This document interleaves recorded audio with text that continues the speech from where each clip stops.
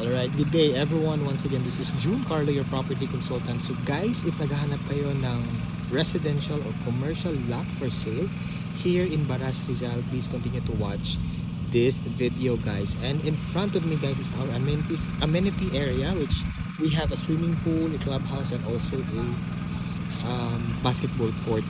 But meron din po ito dito sa loob na meron po ditong falls.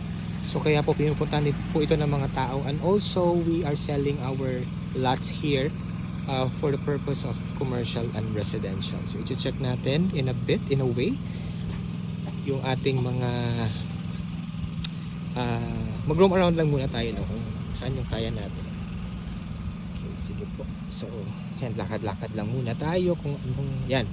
So ito guys yung dinidevelop, no. Ang kagandahan kasi pag bumili tayo ng lot na under developer is hindi na natin poproblemahin pa yung cemented road, yung drainage system, yung maintenance ng property, kasi nga yung HOA natin o yung developer, sila yung nagme-maintain.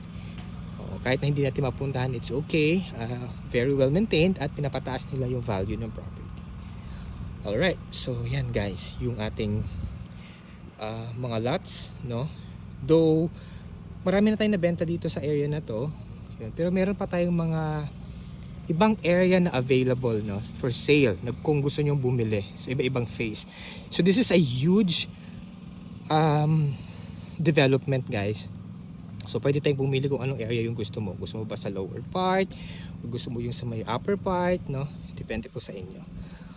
Alright, so if you have questions or clarifications, comment down below or message us through Viber, WhatsApp, or Telegram. Thank you so much for watching. Bye!